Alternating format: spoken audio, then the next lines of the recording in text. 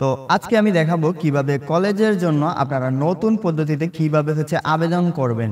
পূর্বের যে নিয়মটা ছিল সেটা কিন্তু খুব সহজ একটা নিয়ম ছিল, অর্থাৎ ওয়েবসাইটে ঢুকে রোল রেজিস্ট্রেশন নাম্বার দিলে কিন্তু হতো, কিন্তু বর্তমান কিন্তু তার আর সুযোগ নেই। তার জন্য পূর্বে একটা অ্যাকাউন্ট ক্রিয়েট করতে হবে। তো আজকে আমি আপনাদের শুরু থেকে শেষ পর্যন্ত সব কিছু পাই টু পাই দেখাবো যে কিভাবে আপনারা খুব ইজিলি ঘরে বসে আপনাদের যে কলেজ আবেদন আছে, অর্থাৎ ইন্টার লেভেলে ভর্তির জন্য যে আবেদনটা আছে সেটা কিভাবে করবেন খুব সহজে।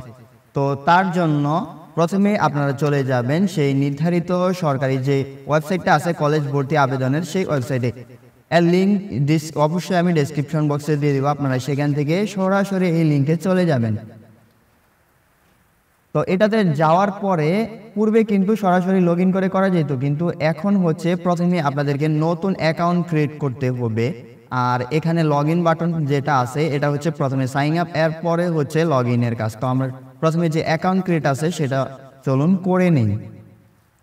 তো এখানে দেখুন শুরুতেই রুলের ঘরে যে প্রার্থী আছে ওর রুল নাম্বার, এখানে বোর্ড কোন বোর্ড থেকে সে পরীক্ষা দিয়েছে, আর এটা বছর মানে পাশের সন কত সালে সে এসএসসি পরীক্ষা দিয়ে পাশের উত্তীর্ণ হয়েছে। অতঃপর রেজিস্ট্রেশন নাম্বার, রুলের সাথে যে রেজিস্ট্রেশন নাম্বার আছে সেটা, আর এটা মোবাইল নাম্বার প্রার্থীর বা প্রার্থীর অভিভাবকের যে ফোন নাম্বারটা আছে এখানে সেটাই। আর দ্বিতীয় ঘরে সেম ফোন নাম্বারটাই আবার রিটাইপ করে দেওয়ার জন্য বলতেছে। তো চলুন আমরা এগুলা এডমিট কার্ড দেখে দেখে ফিল আপ করে নিই। অবশ্যই আপনাদের হাতে এইরকম একটা এডমিট কার্ড, যেটা প্রার্থীর অরিজিনাল এডমিট কার্ডটা নিয়ে কিন্তু এগুলা ফিল আপ করার কাজটা করবেন। কারণ একটা ভুল হলে কিন্তু অনেক ধরনের সমস্যা হয়ে যেতে পারে। এই জন্য ভুল এড়ানোর জন্য হাতে এডমিট কার্ড নিয়ে অতঃপর আপনারা এই ফর্মটা সম্পূর্ণ হুবহু ফিল আপ করবেন।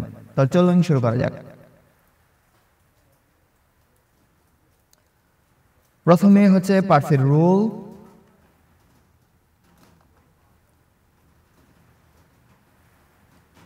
অতঃপর বোর্ড, কোন বোর্ড থেকে সে পরীক্ষা দিছে এটা অবশ্যই আপনারা যে এডমিট কার্ড আছে সেখানে লেখা দেখতে পারবেন।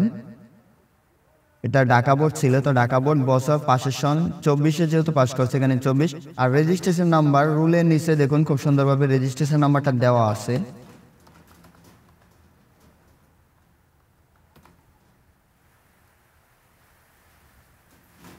অতঃপর এখানে মোবাইল নাম্বারটা প্রার্থীদের যে, এখানে কখনোই আপনাদের ফোন নাম্বার দিবেন না, কারণ এই ফোন নাম্বারের উপরেই কিন্তু কোন কলেজে সফল হয়েছে বা কোন কলেজে চান্স পাইছে এটার মেসেজ কিন্তু ফিরতি মেসেজটা কিন্তু এখানে আসে। এই জন্য এখানে অভিভাবক অথবা প্রার্থীর বা স্টুডেন্টের নাম্বারটা দেওয়ার চেষ্টা করবেন।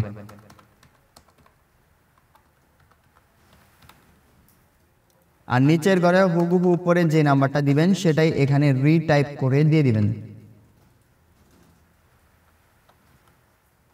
অতঃপর ভালোভাবে চেক করে নেবেন নাম্বারগুলো দেওয়া ঠিক হয়েছে কিনা, কারণ ভুল হলে কিন্তু ওই নাম্বারে আপনার যে আপডেট তথ্যগুলো আছে সে আপডেট তথ্যগুলো ওই নাম্বারে মেসেজ হিসাবে চলে যাবে।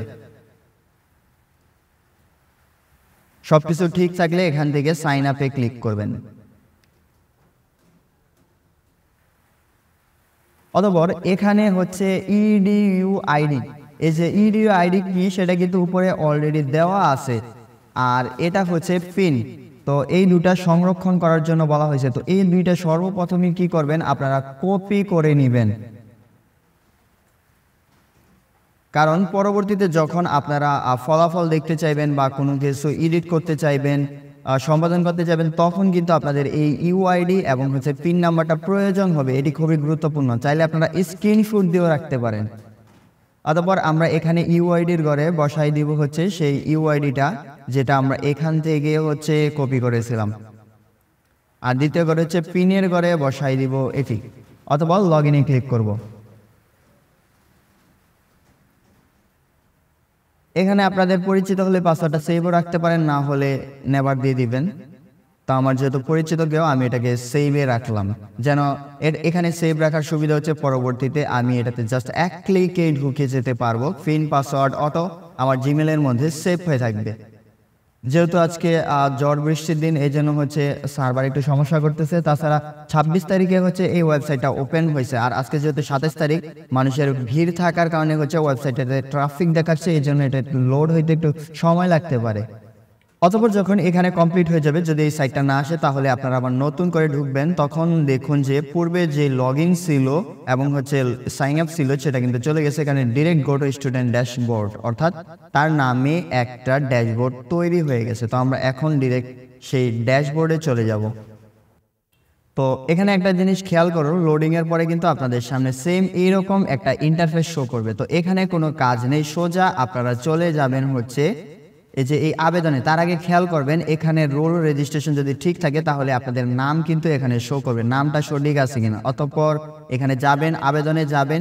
এখানে দেখুন আপনারা প্রথমে চাইলে আবেদনের ফিও জমা দিতে পারেন, অথবা যদি না চান তাহলে হচ্ছে সরাসরি আবেদন করে অতঃপর ফি জমা দিতে পারবেন। আর এখানে হচ্ছে প্রার্থীর যে ডিটেলসগুলো আছে সেগুলো দেখাবে। তো চলুন আমরা বাড়তি কথা না বলে সরাসরি আবেদনে চলে যাই। তো এখান থেকে আপনারা আবেদনে ক্লিক করবেন। ক্লিক করার পরে আপনাকে আবার এই পূর্বের ড্যাশবোর্ডে নিয়ে আসা হবে। তো এখান থেকে হচ্ছে আপনারা আবেদন ফি জমা দিন, এটাতে ক্লিক করবেন। এটাতে ক্লিক করার পরে হচ্ছে আবেদনের প্রসেসটা আপনাদের সামনে চলে আসবে। এটাকে নাকি বলা হয় একাদশ শ্রেণীতে ভর্তির স্মার্ট সিস্টেম, এরকম একটা ব্যাকডেটেড সিস্টেম দিয়ে আসার পরে হচ্ছে এখানে অল রাইট রিভার্স এরপরে ব্যান্ড মিনিস্ট্রি এডুকেশন বাংলাদেশ, এটাতে ক্লিক করবেন। তো আজকের মতো হচ্ছে সার্ভার ত্রুটি থাকার কারণে এটাকে আমরা পার্ট 1 হিসাবে গ্রহণ করব।